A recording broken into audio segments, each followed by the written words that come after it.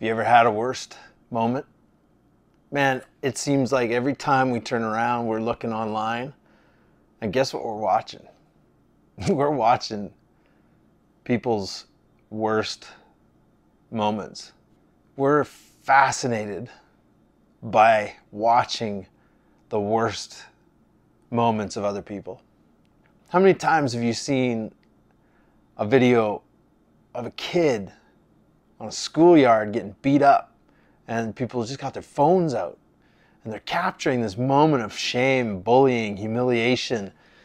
They're capturing the worst moment of that kid's life, or just someone losing their stuff, right, on someone else, like a dude at the cashier. And we don't know the whole story and it's not right, but they're having their worst moment.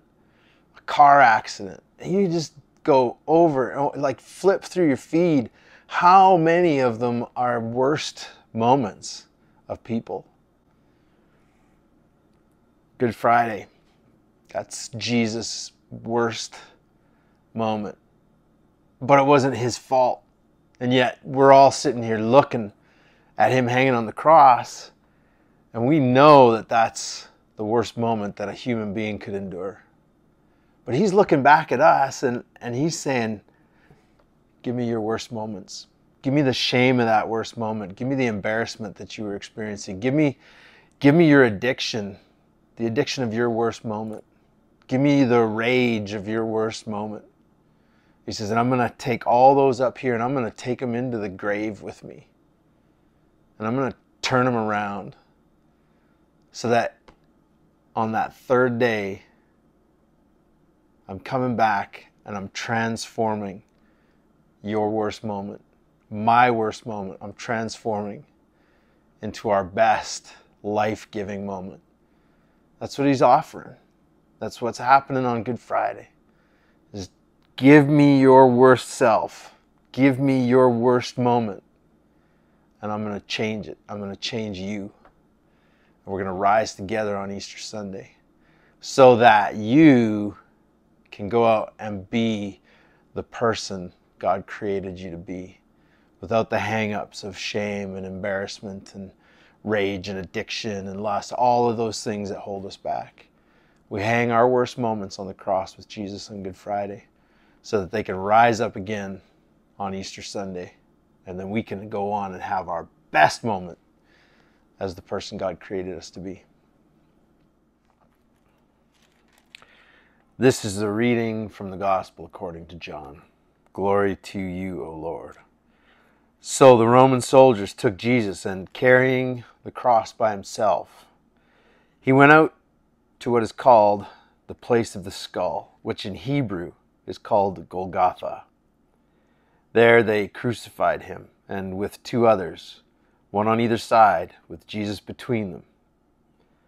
Pilate also had an inscription written and put on the cross, and it read, Jesus of Nazareth, the King of the Jews. Many of the Jews read this inscription because the place where Jesus was crucified was near the city, and it was written in Hebrew, in Latin, and in Greek. And then the chief priests of the Jews said to Pilate, don't write the King of the Jews, but write, this man said, I am the King of the Jews. And Pilate answered, what I have written, I have written. When the soldiers had crucified Jesus, they took his clothes and they divided them into 4 parts, one for each soldier. They also took his tunic. Now, the tunic was seamless, woven in one piece from the top. So they said to one another, let's not tear it up, but let's cast dice for it to see who will get it. This was to fulfill what the scripture says. They divided my clothes among them, and for my clothing they cast dice. And that is what the soldiers did. Meanwhile, standing near the cross of Jesus were his mother and his mother's sister, Mary, the wife of Clopas, and Mary Magdalene. When Jesus saw his mother and the disciple whom he loved standing beside her, he said to his mother, woman, here is your son. And then he said to the disciple, here is your mother." And from that hour, the disciple took her into his own home. After this, when Jesus knew that all was now finished, he said, in order to fulfill the scriptures, "I am thirsty." A jar full of sour wine was standing there. So they put a sponge full of the wine on a branch of hyssop and held it to his mouth. When Jesus had received the wine, he said, "It is finished." And he bowed his head and he gave up his spirit.